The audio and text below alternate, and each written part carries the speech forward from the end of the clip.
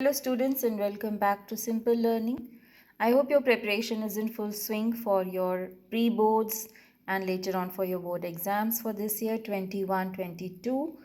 And as far as the series of reduced syllabus goes, I have already put up some videos which you might have seen. If you have not seen, please go and see them, like them, share them and subscribe to the channel for more videos before your exams and also doubt clearing sessions.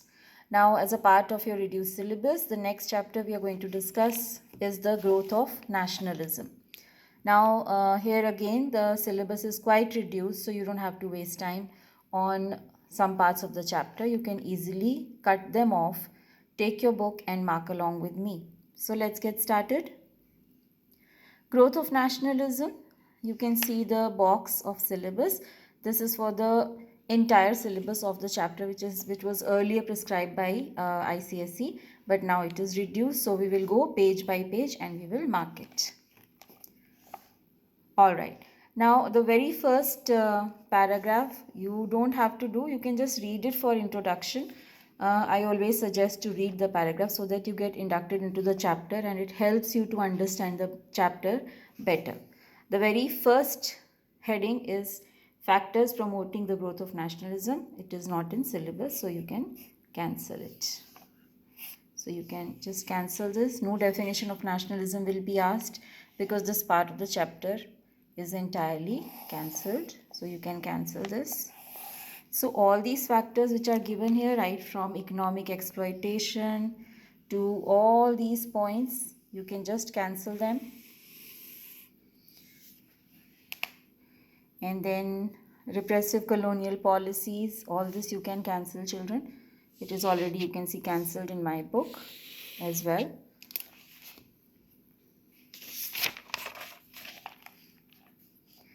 Now this used to be a very interesting part which used to be asked in earlier years. All the repressive colonial policies, Vernacular Press Act, Indian Arms Act, all this is not in syllabus. So you don't need to do. So you just cancel the whole column.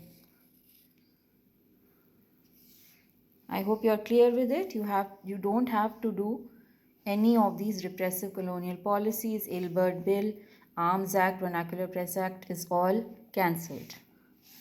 Then the top part till here you can just cancel it. And what you will start with as a factor promoting the growth of nationalism is the social religious reform movements. Now here you have two contributors and you should be able to recognize their pictures also. As I always tell you, it's very important to see the pictures in the book which are related to your syllabus. So we will do the contribution of Raja Ram Mohan Roy and contribution of Jyotiba Phule. Now this is given in detail. So definitely you will read it also in detail. Social religious reform movements. Social religious means what they did in the social sphere to change the society, like changing of caste system, going against child marriage, dowry system, parda system, sati and infanticide, and how they wanted to change the religious sphere also. The reformers of India who wanted to change the backwardness of Indian society. So in the religious sphere, they combated superstitions, attacked idolatry, polytheism, and hereditary priesthood. Now here prominent names of many of the reformers are given, but you will be asked only about Raja Ram Mohan Roy and Jyotiba Phule, his contribution. So you have to do this in detail. Now here what is important is, children, because you have MCQ pattern, so please always remember in which year which organization or society was founded by them. Like Raja Ram Mohan Roy, in 1828 he founded the Brahmo Sabha, which was later renamed as the Brahmo Samaj. This line is extremely important because you may be given a few names. Maybe instead of Brahmo Samaj they will give Brahmo Sabha. You should be able to recognize that Brahmo Sabha was the previous name of Brahmo Samaj only. So he founded the Brahmo Sabha, which he later renamed as the Brahmo Samaj. And the year you have to remember, 1828. This is important. So what did the Brahmo Samaj believe in? It believed in monotheism or worship of one God. condemned idol worship, laid emphasis on prayer, meditation, charity, morality, and strengthening the bonds of unity between men of all religion and creeds. Now, this is one main contribution that he did. There are other sentences given in the book which are all his contributions only. So you can see in my book and mark them as point number 2, 3, 4. You can stop the video here and mark them, because these are the different social changes that Raja Ram Mohan Roy wanted to bring. And one important thing was that because of his efforts, Lord William Bentinck, the Governor General of India, passed a law in 1829 to make the practice of sati illegal. So this was a victory or a major contribution of Raja Ram Mohan Roy to Indian society. All right. Now, he was known as a prophet of Indian nationalism. This was a title given to him. But most likely, it is told that you will not be asked different titles in the exam. You will be mainly asked about their contribution. And it's important to know the major years, the major dates. That is mainly the years in which the major societies or organizations were founded. So, 1828, Brahmo Sabha, that is an important year to remember. Fine. And you should be able to recognize this picture as well. Alright, moving on to the next contributor, it was Jyotiba Phule. Jyotiba Phule, in 1854, he established a school for untouchables. So this date is important, and the school that he established. Then another very important organization that he started was the Satya Shodhak Samaj in 1873. So you can make a table. I would suggest that you would write the main dates and the main organizations which were founded in those years. For remembering this chapter, it would be easy for you. So the aim of Satya Shodhak Samaj was to aim at securing social justice for weaker sections of the society. Then he also worked for widow remarriage movement. He also worked for the education of women. He established a school for untouchables. So here also you can see my book, and accordingly you can stop the video and mark all these different contributions of Jyotiba Phule. After that, you have a paragraph telling you about the contribution of different social reformers, Swami Dayanand, Swami Vivekanand, and how overall these reformers contributed to the national movement. But this is, you can read it, but the main questions will be definitely related to only Raja Ram Mohan Roy and Jyotiba Phule, not to this paragraph, but still you can read it because it is a part of the social religious reform movements. So I would say what is more important is contribution of Raja Ram Mohan Roy, the whole paragraph and the organization that he founded, and contribution of Jyotiba Phule and the years in which they founded these different organizations. The next thing that you will do, children, is the role of the press. Now here you have names of different newspapers that were founded during that time. Some of the prominent newspapers: Amrit Bazar Patrika, Bengali, Tribune, Pioneer, Times of India, Hindu, and the Statesman.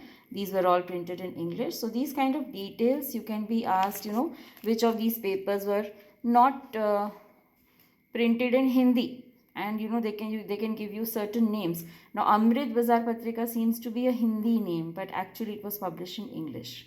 So in which language these papers were published, that thing you have to focus on.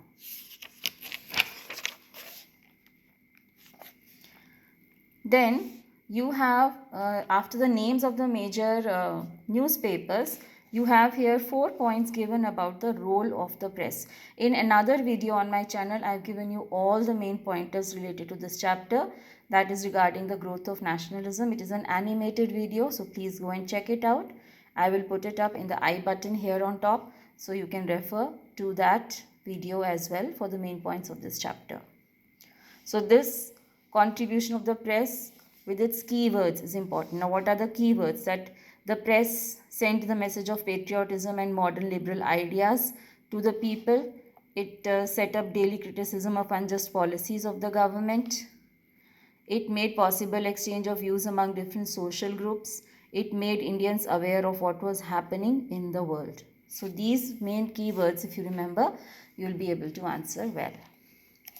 Then a very good thing is that you do not have to do precursors of Indian National Congress. Believe me, whatever I am telling you is according to the ICSE rules, and you don't have to worry that ma'am has told you this is not coming, but it may come. This will definitely not come. You don't have to do it. Alright, so precursors of Indian National Congress not coming. East India Association, cancel it. Indian Association you can cancel. Achievements you can cancel. And even the Indian National Conference you can cancel. Then this whole procedure of formation of Congress, whatever important part of the chapter that you have to do here is that who was the founder of the Congress, that is A.O. Hume, and when it was founded. So instead of this whole story about what happened, you don't really have to do this. You can just read about it and come down here to 1885. This is the date or the year in which the Congress was founded. So this date is important. The year is important. And why it acted as a safety valve and all, you don't have to do this. Then what is very, very important is picture, of course, of W.C. Banerjee, because he was the very first president of the Indian National Congress. Then aims of the Indian National Congress are important.